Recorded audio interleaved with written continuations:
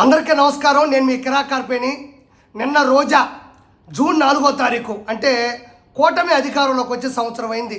ఆ సందర్భంగా ఆవిడ అనుచిత వ్యాఖ్యలు చేస్తూ ప్రజలకి కూటమి ప్రభుత్వం చెవులో పూలు పెట్టింది, వెన్నుపోటు దినోత్సవం అని చెప్పేసి రోడ్ల మీద తెగ తిరిగింది. తిరిగిన చోటే తిరిగింది, ఎడబడితే అడి తిరిగింది, చేతులు ఇది పెట్టుకుంది, ఇంత పూలు 2 ఎడబెట్టుకుంది. సరే, అవి పూల ఏప్రిల్ పూల వైఎస్ఆర్సీపీగా తర్వాత తేల్చుకుందాం. ఇక్కడ రోజా ఏమంటుందంటే, గడిచిన ఈ సంవత్సర కాలంలో కూటమి ప్రభుత్వం ప్రజలకి మొండి చేయి చూపించింది, ఏమీ చేయలేదు, వాళ్ళు వెనుపోటు పొడిచింది, వాళ్ళని ఫూల్స్ చేసింది అంటుంది. నేను ఇప్పుడు మాట్లాడుతూ ఉన్నా. ఈ గడిచిన కాలంలో పింఛన్లు జగన్మోహన్ రెడ్డి హయాంలో గెలిచిన మొదటి నెలలోనే 3,000 రూపాయలు పింఛన్లు ఇస్తానని చెప్పి జగన్మోహన్ రెడ్డి అంటే 4 సంవత్సరాలకి కానీ 3,000 చేయలే. అది జగన్మోహన్ రెడ్డి చేసినటువంటి అతిపెద్ద తప్పిదం, అది అందరికీ తెలుసు. అదే చంద్రబాబు నాయుడు గారు హయాంలో గెలిచిన వెంటనే మొదటి నెలలోనే పాత అమౌంట్ 3,000తో కలిపి 7,000 రూపాయలు 1వ తారీఖు ఇచ్చి ఈ రోజున కూడా 4,000 రూపాయలు నాయకులే జనాల్లోకి వెళ్ళి పింఛన్ డబ్బులు టెన్షన్గా 1వ తారీఖు అందిస్తున్నారు. ఇది ఒక అద్భుతం. తర్వాత అన్నా క్యాంటీన్లు ప్రజలకి 5 రూపాయలతోనే కడుపు నిండా అన్నం పెట్టేటువంటి అన్నా క్యాంటీన్లు జగన్మోహన్ రెడ్డి హయాంలో ఆయన ప్రభుత్వంలో నిలవన కూల్చేసి చంద్రబాబు నాయుడు గారి అక్కసుతో చంద్రబాబు నాయుడు గారికి ఎక్కడ పేరు వచ్చేస్తుందని భయపడిపోయి వాటిని కూల్చివేసి అందులో పశువులు కొట్టాములుగాను గంజాయిలు తాగే వాళ్ళకి అడ్డాగాను అదేవిధంగా అక్కడ చిత్ర విచిత్రమైనటువంటి పనులు చేపించాడు జగన్మోహన్ రెడ్డి. అదే చంద్రబాబు నాయుడు గారు రాగానే 200 పైచీలకు అన్నా క్యాంటీన్ని రీఓపెన్ చేసి 5 రూపాయలకే మంచి భోజనం పెడుతూ మన్ననలు పొందుతూ ఉంది కూటమి ప్రభుత్వం. అదేవిధంగా టిట్కో ఇల్లు గత ప్రభుత్వంలో అంటే 2014-2019 మధ్యలో కొన్ని లక్షల టిట్కో ఇళ్ళని 95% చంద్రబాబు నాయుడు గారు పూర్తి చేసి వెంటనే ఇద్దాం అనుకున్న సమయంలో ఈ మహానుభావుడు అధికారంలోకి వచ్చిన తర్వాత కొన్ని వేల కోట్ల రూపాయలతో వాటికి వైఎస్ఆర్సీపీ కలర్లు లేపించాడు తప్ప ఏ ఒక్కరిని కూడా పేదవాడిని లోపల పంపివ్వలేదు. ఆ వేల కోట్ల రూపాయల కలర్లో పెట్టిన డబ్బుల్ని ప్రజలకి వాటికి మరమ్మత్తుకు పెట్టుంటే ఈరోజు ప్రజలందరూ కూడా మంచి గూడులో ఉండేవాళ్ళు. అది కూడా పట్టించుకోకుండా కూడా జనాల్ని మోసం చేశాడు. అదేవిధంగా mega DSC notification Jaganmohan Reddy హయాంలో నేను మెగా డిఎస్సి నోటిఫికేషన్ చేస్తాను, టీచర్ల పోస్టులు భర్తీ చేస్తాను, జాబ్ క్యాలెండరు ఓపెన్ చేస్తానన్నాడు. ఏది చేసింది లేదు. చంద్రబాబు నాయుడు గారు ఈ ప్రభుత్వం రాగానే 16,347 టీచర్ పోస్టులు భర్తీ చేసే దిశగా మెగా డిఎస్సి నోటిఫికేషన్ కూడా జారీ చేయడం జరిగింది. ఇది చాలా గొప్ప విషయం.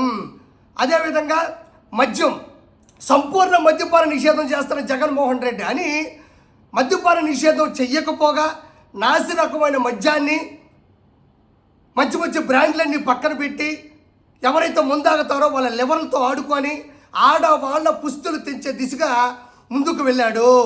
డిజిటల్ ప్రాసెస్ మొత్తం పక్కన పెట్టి మొత్తం డబ్బుల్ని తాడేపల్లి ప్యాలెస్లో పెట్టుకొని లెక్క పెట్టుకున్నాడు. అదే చంద్రబాబు నాయుడు గారు రాగానే మంచి మంచి బ్రాండ్లు పెట్టి నాసిరకం కాకుండా డిజిటల్ ప్రాసెస్తో ముందుకెళ్ళి కొన్ని కోట్ల రూపాయలు కూడా ప్రజలకు ఉపయోగపడే దిశగా వెళ్తున్నాడు.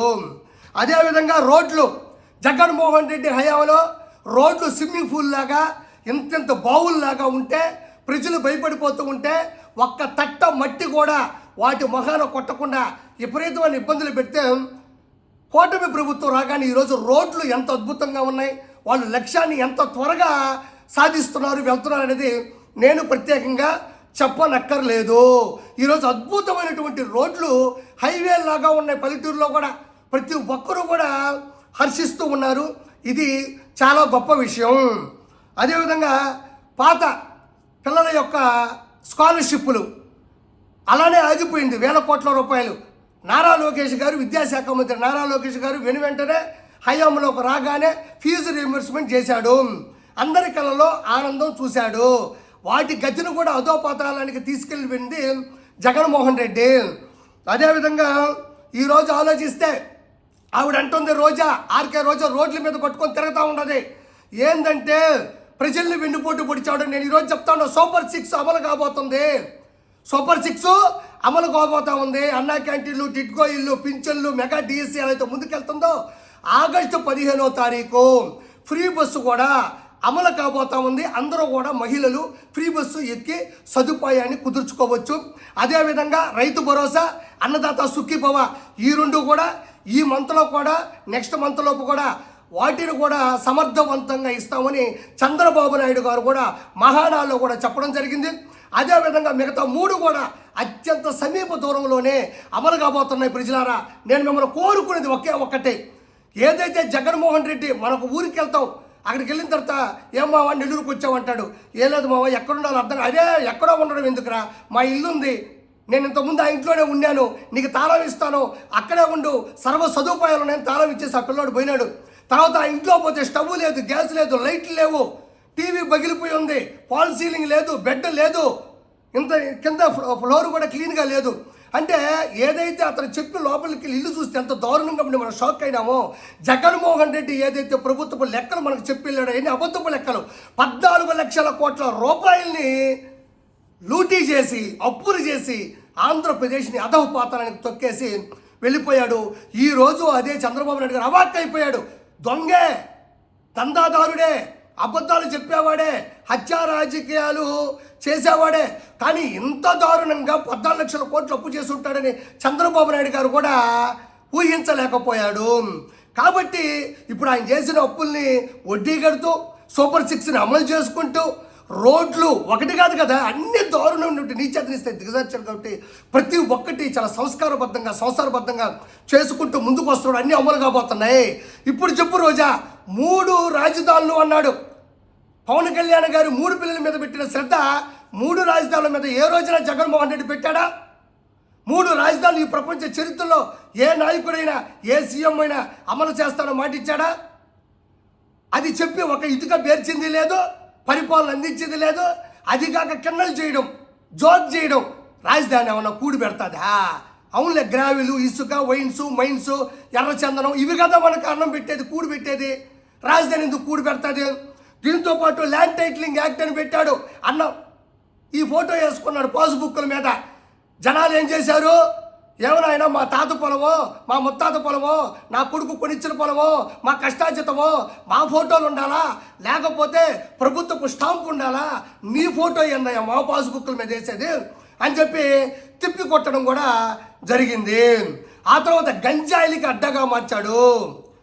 ఎప్పుడో దేశంలో ఎక్కడో గంజాయి ఉండేది, అది రాష్ట్రాలకు వచ్చింది, తర్వాత జిల్లాలకు వచ్చింది, మారుమూల పల్లె గ్రామాలకు కూడా గంజాయిని తీసుకొచ్చేటువంటి అద్భుతమైన వ్యక్తి ఎవరైనా ఉన్నా అంటే మీ జగన్మోహన్ రెడ్డి.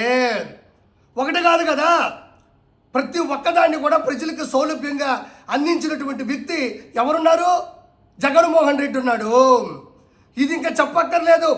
ఎక్కడైనా ఉదాహరణ చెప్పాలంటే సర్వే రాళ్ళ మీద అన్నబొమ్మే, క్రికెట్ ఘాట్ల మీద అన్నబొమ్మే, ఏ ప్రభుత్వ కార్యాలయం చూసినా అన్నబొమ్మే, తిరుమల కొండ మీద అక్కడ పనిచేసే వ్యక్తులకి గవర్నమెంట్ ఇచ్చేటువంటి స్థలాల పాసు పుస్తకాల మీద కూడా అన్నబొమ్మే. అందుకే ప్రజలకు అన్నకు బొమ్మ చూపించారు. అది కాక సొంత చెల్లిని, కన్న తల్లిని, బాబాయిని పైకి పంపాడు, బయటికి పంపాడు. ఇవన్నీ నీకు తెలుసు కదా. ఎలా మాట్లాడుతావు నువ్వు?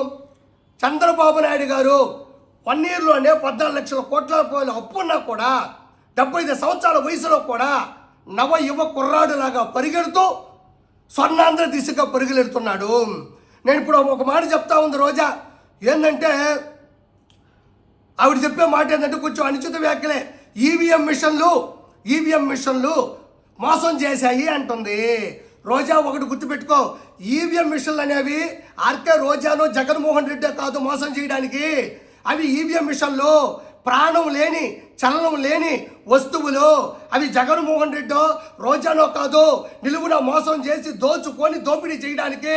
2019లోనూ మోసం చేయలేదు, 2024లోనూ మోసం చేయలేదు, 2029లో కూడా మోసం చేయలేదు. మీరు ప్రజల్ని మోసం చేశారు కాబట్టే ప్రజలు మీకు ఓట్లు వేస్తారని నమ్మించినట్టు యాక్టింగ్ చేసి కూటమి ప్రభుత్వానికి దద్దరిల్లేటట్టు ఓట్లేశారు. ఈవీఎం మిషన్ల మీద తొయ్యమాక.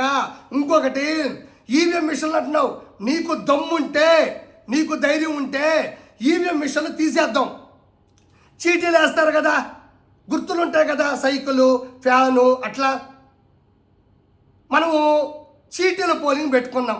చీటింగ్ పోలింగ్ కాదు, చీటీల పోలింగ్ పెట్టుకున్నాం. ప్రజలందరూ వస్తారు, ఉదయం నుంచి సాయంత్రం అదాలు జరుగుతారు. ఈసీ ఉంటుంది, సిట్ ఉంటుంది, ఎలక్షన్ కోడ్లో అమలు జరుగుతుంది. కొన్ని వేల కెమెరాల సాక్షిగా అందరూ వచ్చి ఓట్లేస్తారు.